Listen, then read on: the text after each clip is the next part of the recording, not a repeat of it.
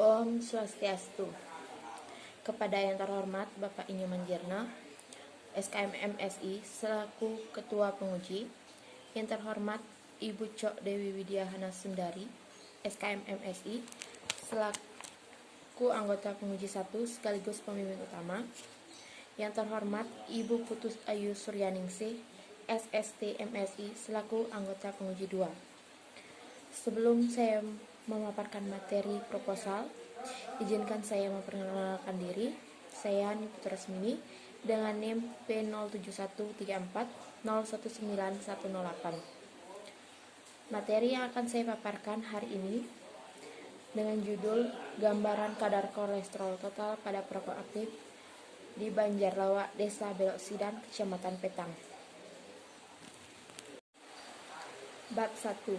Pendahuluan. Latar belakang. Rokok adalah salah satu permasalahan nasional, bahkan telah menjadi permasalahan internasional sejak revolusi industri. Rokok merupakan salah satu penyebab kematian yang sulit dicegah dalam masyarakat. Karena senyawa penyusun rokok yang dapat mempengaruhi pemakai adalah golongan alkaloid yang bersifat perangsang, di antaranya nikotin, nikotirin, anabasin, dan miosmin. Perokok membebankan resiko merokok bukan hanya untuk diri sendiri, melainkan untuk orang lain di sekitarnya. Menghisap asap rokok orang lain 3 kali lipat lebih berbahaya dibandingkan perokok aktif. Sumber asap rokok seringkali berasal dari orang-orang terdekat yang rutin merokok di sekitarnya. Rokok mengandung 4.000 macam zat kimia dan 20 macam racun yang dapat merusak kesehatan dan mematikan. 3 jenis racun utama dalam merokok yaitu nikotin, tar, dan karbon monoksida. Kebiasaan merokok merupakan salah satu faktor peningkatan kadar kolesterol dalam darah. Banyak orang yang mengaku tahu akan dampak buruk merokok bagi kesehatan, namun mereka tidak mengetahui bahwa asap rokok dapat meningkatkan kadar LDL di dalam tubuh mereka. Berdasarkan hasil Riskesdas 2018 menunjukkan bahwa usia merokok pertama kali paling tinggi adalah pada kelompok usia 15-19 tahun. Di Provinsi Indonesia sendiri, jumlah perokok aktif tertinggi berada di Provinsi Lampung, yaitu 28,1%, dan terendah di Provinsi Bali, yaitu 18,86%.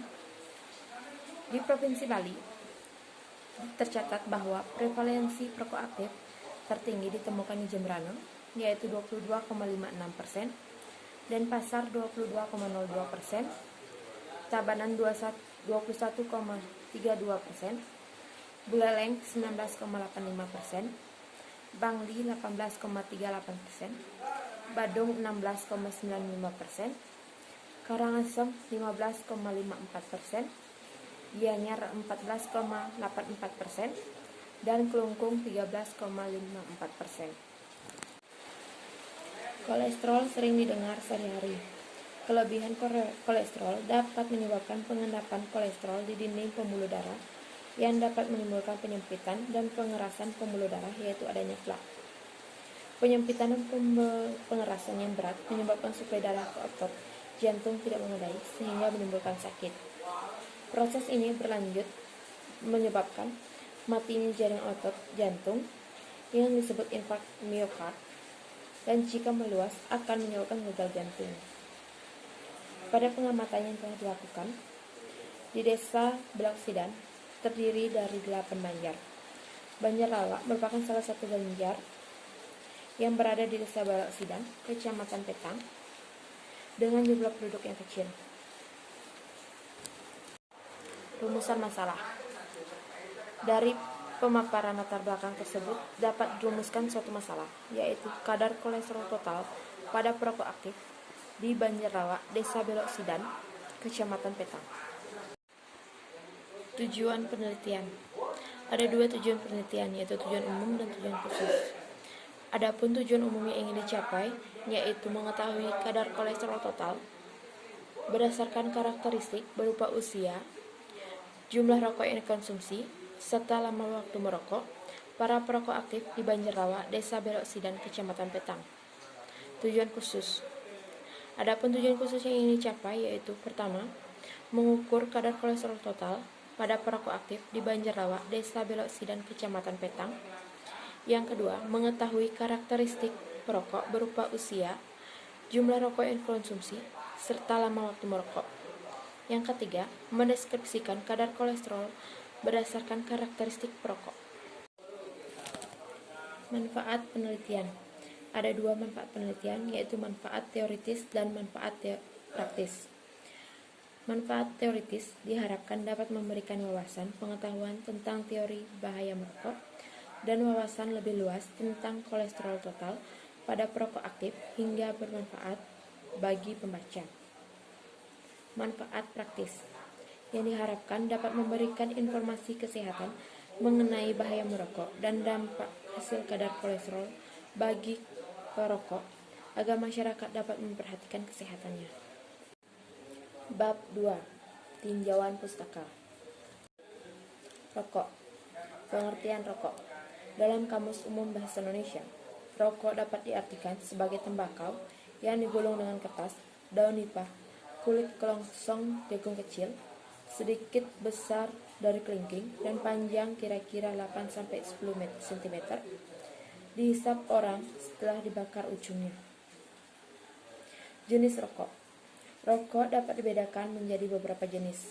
Pembedaan ini didasarkan atas bahan pembungkus rokok, bahan baku atau isi rokok, proses pembuatan rokok, dan penggunaan filter pada rokok.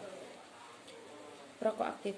Perokok aktif adalah orang yang mengkonsumsi rokok secara rutin dengan sekecil apapun meski hanya 1 batang dalam sehari, atau orang yang menghisap rokok meskipun tidak rutin ataupun coba-coba dan cara menghisap rokok hanya sekedar menghembuskan asapnya dan tidak masuk ke paru-paru.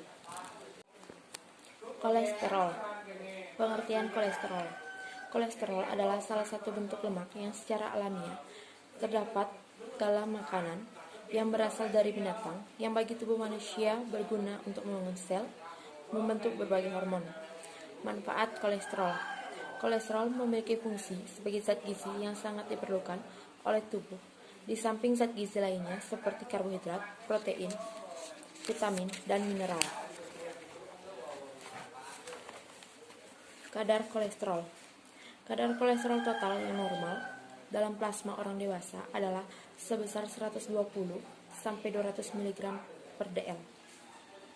Berbeda dengan fungsinya, pada saat kadar kolesterol normal, semakin tinggi kadar kolesterol dalam darah, semakin besar pula resiko terjadi aterosklerosis. Aterosklerosis adalah penebalan dinding pembuluh darah arteri sehingga lubang dari pembuluh darah tersebut menyempit. Jenis kolesterol. Ada beberapa jenis kolesterol. Yang pertama, kolesterol total. Kolesterol total adalah jumlah keseluruhan kolesterol di dalam darah, yaitu LDL, LDL, dan trigliserida. Kadar kolesterol total yang tergolong normal adalah di bawah 200 mg per dl. Yang kedua, low density lipoprotein atau yang biasanya dikenal dengan kolesterol jahat merupakan jenis kolesterol yang memiliki dampak yang cukup buruk bagi tubuh jika kadarnya terlalu tinggi. Hal ini dikarenakan LDL memiliki sifat aterogenik atau mudah melekat pada dinding sebelah dalam pembuluh darah dan mengurangi pembentukan reseptor LDL. Yang ketiga, high density lipoprotein atau yang sering disebut kolesterol baik karena merupakan lipoprotein yang menyangkut lipid dari perifer menuju ke hepar. Yang keempat, yaitu trigliserida. Trigliserida sendiri sama seperti LDL. Kadar trigliserida yang terlalu tinggi di dalam darah juga bisa meningkatkan resiko terkena penyakit jantung. Kadar trigliserida dapat dikatakan tinggi bila lebih besar dari 150 mg per dl. Hubungan rokok dengan peningkatan kadar kolesterol. Rokok yang dihasilkan oleh olahan tembakau yang ada kandungan nikotin di dalamnya dapat merusak dinding pembuluh darah. Dinding tersebut yang rusak memudahkan LDL melekat sehingga menumpuk dan membentuk plak. Metode pemeriksaan kolesterol. Ada dua metode pemeriksaan kolesterol, yaitu POCT. Metode POCT adalah metode pemeriksaan laboratorium sederhana dengan menggunakan alat meter. Metode ini dirancang hanya untuk sampel darah kapiler, bukan untuk serum atau plasma. Kelebihan dari metode ini yaitu penggunaan instrumen yang mudah, efisien, dan praktis. Penggunaan jumlah sampel sedikit dapat mengurangi atau meniadakan tahap pra-analitik sehingga dapat mengurangi kemungkinan kesalahan pada tahap ini. Hasil dapat diketahui lebih cepat sehingga lebih cepat dalam pengambilan keputusan, mengurangi waktu kunjungan klinik rawat jalan, dan penggunaan waktu tenaga kesehatan yang lebih optimal. Pemeriksaan dapat dilakukan sendiri. Yang kedua, yaitu metode CHODPAP, yaitu metode yang digunakan untuk pemeriksaan kolesterol total dengan penentuan oksidasi dan telah dihidrolisa enzimatik. Sampel yang digunakan dapat berupa sampel serum atau plasma dan bukan merupakan sampel darah kapiler, sehingga membutuhkan sampel darah banyak dan memerlukan waktu untuk pengerjaannya. Adapun kelebihan dari metode ini yaitu hasil lebih akurat. Kadar kolesterol yang terlalu rendah dan terlalu tinggi dapat terbaca. Pemeriksaan dilakukan oleh petugas laboratorium di klinik. Proses quality control baik. Akurasi dan presisi hasil pemeriksaan lebih baik dari POCT. Tidak ada faktor ketergantungan bahan habis pakai atau reagen. Nilai normal kolesterol total. Adapun nilai normal dari kolesterol total yaitu berada di bawah 200 mg per dl. Untuk kolesterol HDL, nilai normal berada di antara 41 sampai 59 mg per dl. Untuk kolesterol LDL, nilai normal berada di bawah 130 mg per dl. Serta untuk trigliserida, nilai normal berada di bawah 150 mg per dl. Bab 3. Kerangka konsep. Dari kerangka konsep dapat dijelaskan bahwa perokok aktif dikarakteristikkan berdasarkan umur, jumlah rokok yang dikonsumsi, dan lama merokok. Perokok aktif mengkonsumsi rokok secara langsung, di mana rokok tersebut mengandung zat kimia, salah satunya nikotin. Efek nikotin hampir semuanya melepaskan katekolamin yang dapat meningkatkan lipofisis dan meningkatkan asam lemak bebas. Dengan meningkatnya asam lemak bebas membuat produksi kolesterol LDL yang berlebihan, dan dengan produksi LDL yang berlebihan maka kadar kolesterol HDL darah dengan sendirinya akan menurun sehingga dapat terjadi peningkatan kadar kolesterol total dalam darah. Variabel yang akan diamati dalam penelitian ini yaitu karakteristik perokok aktif dan kadar kolesterol total para perokok aktif di Banjarawa, Desa Belok Sidan, Kecamatan Petang. Definisi operasional variabel. Adapun variabel yang akan diukur yaitu perokok aktif yang diukur dengan cara melakukan wawancara terhadap responden perokok aktif. Yang kedua, kadar kolesterol total yang diukur dengan menggunakan alat POCT atau point of care testing. Yang ketiga, umur yang diukur dengan melakukan wawancara.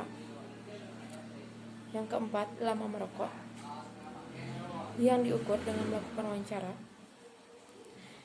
Yang kelima, jumlah rokok yang dikonsumsi yang diukur dengan melakukan wawancara. Bab 4. Metode penelitian. Jenis penelitian. Jenis penelitian yang dilakukan adalah penelitian yang bersifat deskriptif dengan rancangan penelitian observasional. Alur penelitian. Alur penelitian dimulai dari penyusunan proposal, kemudian dilakukan identifikasi masalah, menentukan desain penelitian, populasi dan sampel. Selanjutnya dilakukan pengumpulan data. Data yang telah dikumpulkan selanjutnya diolah dan dianalisis. Analisis data tersebut kemudian disajikan dalam penyusunan laporan akhir. Tempat dan waktu penelitian. Adapun tempat penelitian adalah di Banjarrawa, Desa Belok Sidan, Kecamatan Petang. Dilakukan dari bulan Desember 2021 sampai April 2022. Populasi dan sampel. Populasi penelitian adalah semua perokok aktif di Banjarrawa, Desa Belok Sidan, Kecamatan Petang. Adapun sampel penelitian, yang pertama unit analisa dan responden. Unit analisis dalam penelitian ini adalah kadar kolesterol total dan responden dalam penelitian, yaitu diambil dari perokok aktif berjenis kelamin laki-laki dengan rentan usia 20-50 tahun di Banjarrawa, Desa Belok Sidan, Kecamatan Petang. Agar karakteristik sampel tersebut tidak menyimpang dari populasi, maka ditentukan kriteria berupa kriteria inklusi dan kriteria eksklusi. Adapun kriteria inklusi yaitu kriteria yang harus dipenuhi oleh setiap anggota populasi agar bisa dijadikan sebagai sampel penelitian, yaitu perokok aktif yang berusia antara 20-50 tahun di daerah Banjarrawa, Desa Belok Sidan, Kecamatan Petang, bersedia menjadi responden, bersedia mengisi kuesioner responden, tidak sedang terpapar COVID-19. Kriteria eksklusi. Kriteria eksklusi adalah ciri-ciri anggota populasi yang tidak dapat diambil sebagai sampel, yaitu perokok aktif yang di luar umur 20-50 tahun di Banjarrawa, Desa Belok Sidan, Kecamatan Petang, tidak bersedia menjadi responden dan tidak bersedia mengisi kuesioner responden, sedang terpapar COVID-19. Jumlah dan besar sampel. Sampel yang digunakan adalah laki-laki dengan usia 20-50 tahun yang masih aktif mengkonsumsi rokok setiap harinya di Banjarrawa, Desa Belok Sidan, Kecamatan Petang. Dengan jumlah sampelnya ditentukan dengan menggunakan rumus Slovin. Dari hasil perhitungan dengan menggunakan rumus Slovin, diperoleh sampel yaitu dari populasi sebanyak 105 orang, didapatkan sampel sebanyak 31. Teknik pengambilan sampel. Adapun teknik sampling yang digunakan yaitu teknik sampling purposive sampling, di mana teknik tersebut menentukan sampel dengan melakukan pertimbangan tertentu yang telah peneliti tentu. Jenis dan teknik pengumpulan data. Jenis data yang dikumpulkan yaitu data primer berupa nama responden, umur, jumlah rokok yang dikonsumsi, lama menghisap rokok, dan hasil pemeriksaan kadar kolesterol total para perokok aktif di Banjarrawa, Desa Belok Sidan, Kecamatan Petang. Teknik pengumpulan data. Teknik pengumpulan data yang digunakan yaitu dengan menggunakan metode wawancara, pengisian kuesioner, dan pemeriksaan laboratorium. Instrumen penelitian. Adapun instrumen yang digunakan dalam penelitian yaitu alat dan bahan, lembar kuesioner, lembar informed consent, dan kamera. Adapun alat bahan yang digunakan yaitu darah kapiler, alat PUCT, reagen stick kolesterol, lancet steril, autoclick lancet, kapas alkohol 70%, dan kapas kering. Prosedur kerja. Pada prosedur kerja terdapat 3 tahapan yaitu pra-analitik, analitik, dan post-analitik. Pada tahap pra-analitik, yang pertama yaitu mengumpulkan data dengan melakukan wawancara kepada responden. Peneliti memperkenalkan diri, kemudian menjelaskan prosedur kerja pemeriksaan kolesterol. Peneliti wajib menggunakan APD lengkap. Pada tahap analitik, dimulai dari pemasangan lancet steril pada autoclick untuk pengambilan sampel darah kapiler. Untuk selanjutnya diperiksa menggunakan alat meter point of care testing. Pada tahap post analitik, hasil yang ditunjukkan dicatat, kemudian melepaskan strip test lalu dibuang sesuai dengan ketentuan. pengolahan dan analisis data. Teknik pengolahan data. Data yang diperoleh akan dikelompokkan, diolah, dan disajikan dalam bentuk tabel serta narasi. Analisis data. Analisis data yang digunakan adalah analisis univariat atau analisis deskriptif. Etika penelitian. Pada penelitian ini, subjek yang digunakan adalah manusia. Maka peneliti harus memahami prinsip-prinsip etika penelitian. Etika penelitian ini bertujuan untuk melindungi hak subjek. Ada 3 etika penelitian. Yang pertama, anonymity atau tanpa nama. Dilakukan dengan tidak memberikan nama responden pada lembar alat ukur atau hanya menuliskan kode pada lembar pengumpulan data. Yang kedua, informed consent atau lembar persetujuan. Lembar persetujuan ini diberikan kepada responden yang akan diteliti yang telah memenuhi kriteria inklusi. Yang ketiga, yaitu confidentiality atau kerahasiaan, yaitu dengan menjamin kerahasiaan hasil penelitian, baik informasi maupun masalah-masalah lainnya. Sekian materi yang dapat saya paparkan. Saya akhiri dengan Prama Santi. Om Santi, Santi, Santi, Om.